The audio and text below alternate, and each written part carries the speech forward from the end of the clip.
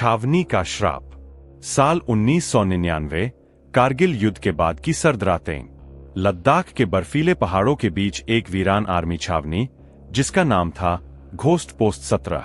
यह पोस्ट अब बंद कर दी गई थी क्योंकि यहां तैनात रहने वाले सैनिक रहस्यमय तरीके से गायब हो जाते थे या फिर पागल होकर वापस लौटते थे। कैप्टन अर्जुन सिंह को इस पोस्ट की निगरानी का आदेश मिला।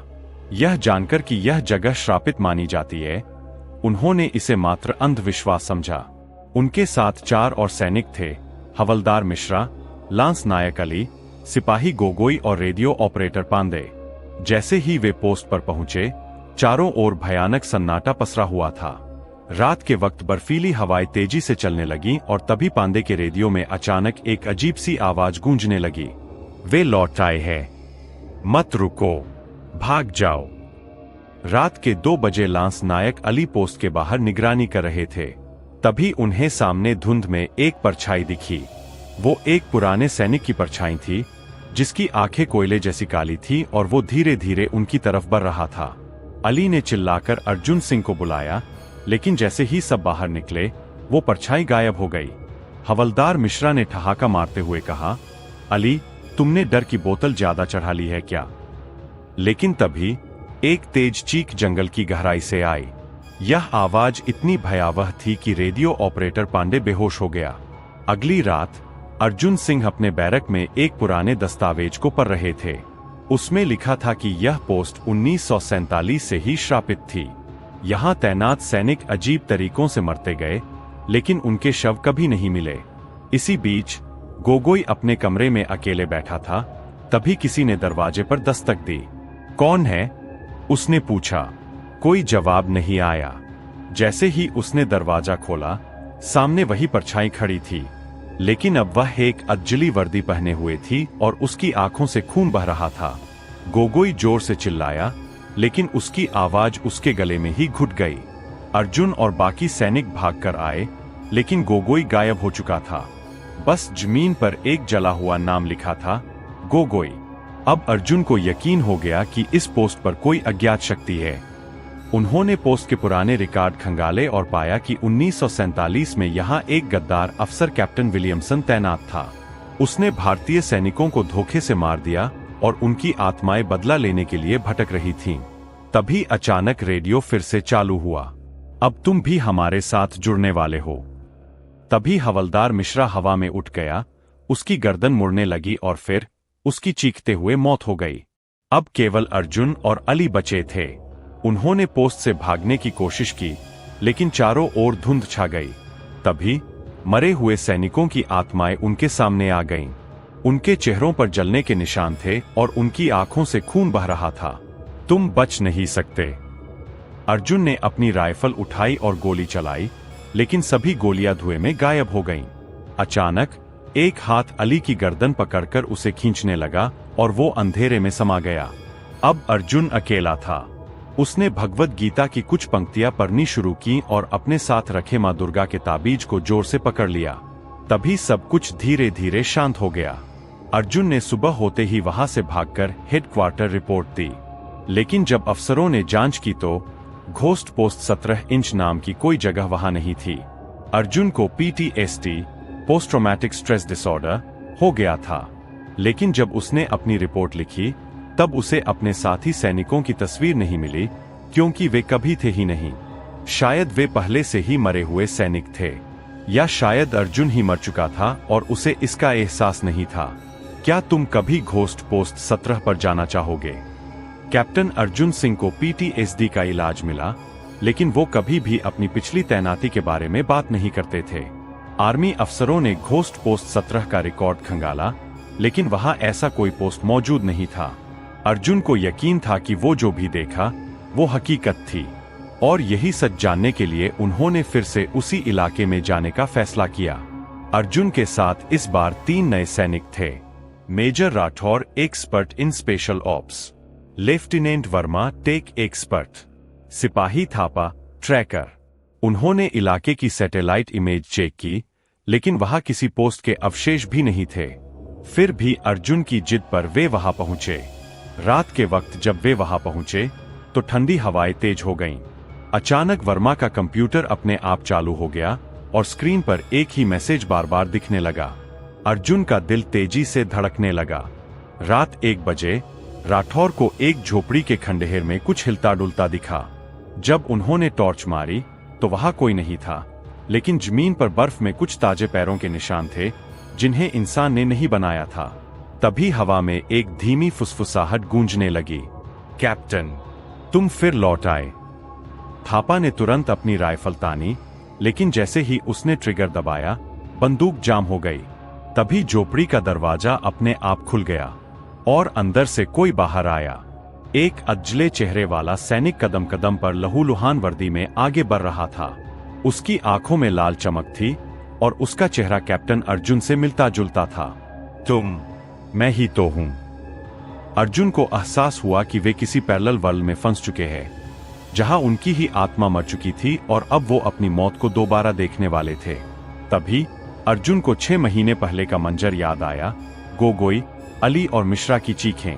लेकिन अब उन्हें एहसास हुआ कि वे मरे नहीं थे, बल्कि वे इस दुनिया में फंस गए थे। राठौर और वर्मा ने अर्जुन को वहां से खींचकर बाहर निकाला, लेकिन जैसे ही वे जंगल से बाहर निकले, अर्जुन ने पीछे मुड़कर देखा। घोस्ट पोस्ट 17 इंच फिर से गायब हो चुका था। अब सवाल यह था, क्या अर्जुन वाकई जिंदा बचकर निकले थे, या वे पहले से ही मरे हुए थे और सिर्फ भटक रहे थे? क्या घोस्ट पोस्ट 17 फिर किसी सैनिक को अपना शिकार बनाएगा? कहानी खत्म नहीं हुई। ये श्राप अभी भी जारी है। कैप्टन अर्जुन सिंह को सेना से अनिवार्य रिटायरमेंट दे दिया गया। वजह, मानसिक अस्थिरता और भ्रम की स्थिति। कोई भी उनकी कहानियों पर यकीन नहीं करता था, लेकिन अर्जुन खुद को पागल नहीं मानते थे। उन्हें पता था कि घोस्ट पोस्ट 17 सच में मौजूद है और वह अब भी जिंदा आत्माओं की तलाश में है। रिटायरमेंट के 6 महीने बाद अर्जुन को अचानक एक अनजान नंबर से कॉल आया। कैप्टन अर्जुन। हाँ, कौन बोल रहा है? मैं लेफ्टिनेंट आदित्य मेहरा। मैं वही देख रहा हूं जो आपने देखा था। कृपया मदद करें। अर्जुन की सांसें तेज हो गईं। क्या घोस्ट पोस्ट 17 फिर से सक्रिय हो गई थी? आदित्य ने बताया कि उनकी यूनिट सियाचिन के पास एक अज्ञात जगह पर तैनात थी और वहां के सैनिक रहस्यमय तरीके से गुम हो रहे थे। अर्जुन को एहसास हुआ कि यह जगह घोस्ट पोस्ट 17 का ही नया रूप हो सकता है। अर्जुन आदित्य से मिलने सियाचिन बेस पहुंचे। वहां के अफसरों को जब उन्होंने अपना परिचय दिया तो वे चौंक गए। कैप्टन अर्जुन सिंह, लेकिन आप तो मर चुके हैं। क्या? अर्जुन सन्न रह गए। अफसर ने एक पुरानी रिपोर्ट दिखाई जिसमें लिखा था कि कैप्टन अर्जुन सिंह की मौत 1 साल पहले घोस्ट पोस्ट 17 में हो चुकी थी। क्या अर्जुन एक आत्मा थे? अर्जुन ने आईने में खुद को देखा। क्या वे सच में जीवित थे या पिछले 1 साल से सिर्फ एक छाया बनकर जी रहे थे? तभी आदित्य ने बताया कि उन्होंने वहां पुराने सैनिकों की परछाइयां देखी थीं, जो उन्हें एक भूले हुए युद्ध की कहानियां सुनाते थे। अर्जुन। आदित्य और उनकी टीम दोबारा उस जगह गए। जैसे ही उन्होंने वहां कदम रखा, सब कुछ फिर से बदलने लगा। हवा भारी हो गई, रेडियो में अजीब आवाजें आने लगी और फिर अर्जुन की आंखों के सामने 1947 की जंग का पूरा दृश्य दिखने लगा। उन्होंने देखा कि कैसे कैप्टन विलियमसन ने भारतीय सैनिकों को धोखा दिया था, कैसे वे सैनिक वहां हमेशा के लिए फंस गए और कैसे हर साल कुछ नए सैनिक उसी श्राप का शिकार बनते रहे। अर्जुन का बलिदान। तभी अचानक अर्जुन को एक आत्मा ने कहा, तुम वापस नहीं जा सकते कैप्टन, तुम भी हमारे जैसे ही हो। अर्जुन समझ गए कि वे इस चक्रव्यूह से कभी नहीं निकल सकते। उन्होंने आदित्य को आदेश दिया, बेस पर लौट जाओ और इस जगह को हमेशा के लिए सील कर दो। आदित्य चिल्लाया, लेकिन सर, आप।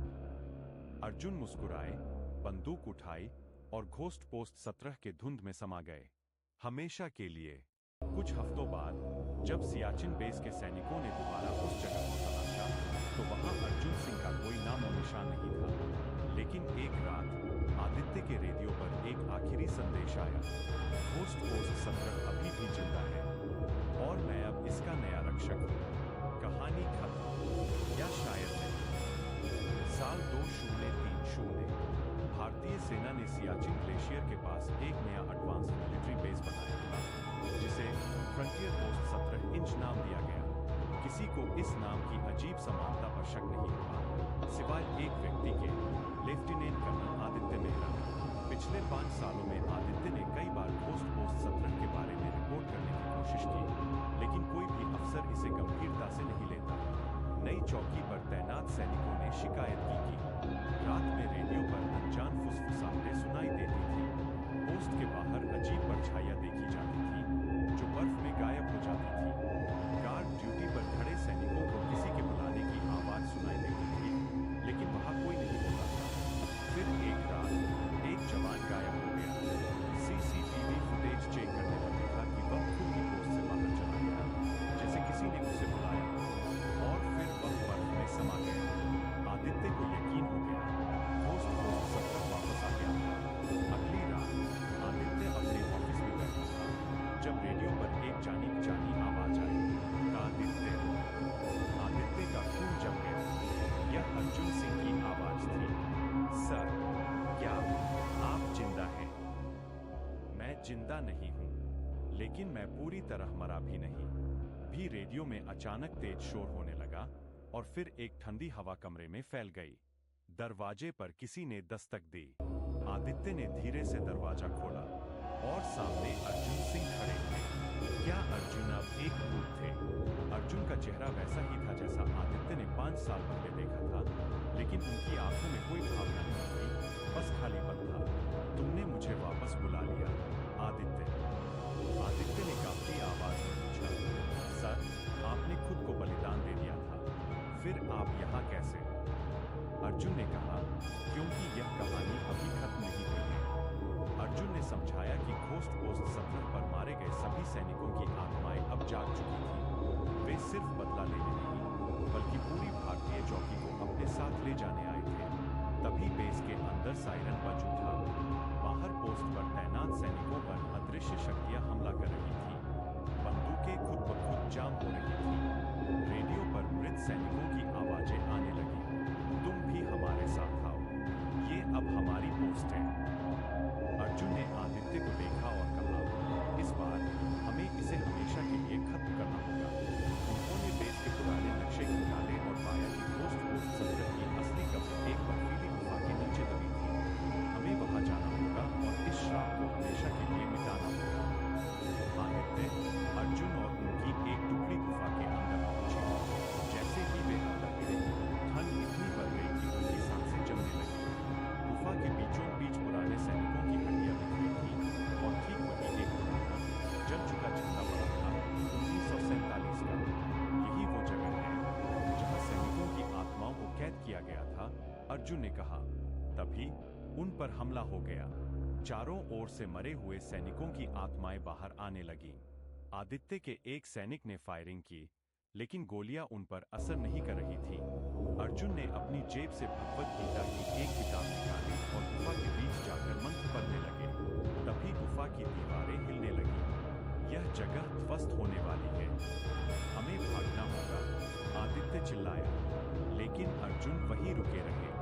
यह मेरा आखिरी मिशन है, आदित्य, तुम्हें जाना होगा। आदित्य ने पीछे मुड़कर देखा। अर्जुन सिंह आत्माओं के बीच खड़े थे और उनके चारों ओर एक उजाला फैल रहा था। गुफा धंस गई और अर्जुन सिंह हमेशा के लिए उस श्राप को मिटाने के लिए बलिदान हो गए। क्या यह सच में अंत था? कुछ हफ्तों बाद भारतीय सेना ने फ्रंटियर पोस्ट 17 को बंद कर दिया, लेकिन एक रात आदित्य के रेडियो पर एक आखिरी संदेश आया। मिशन पूरा हुआ, लेफ्टिनेंट। लेकिन क्या अर्जुन सिंह की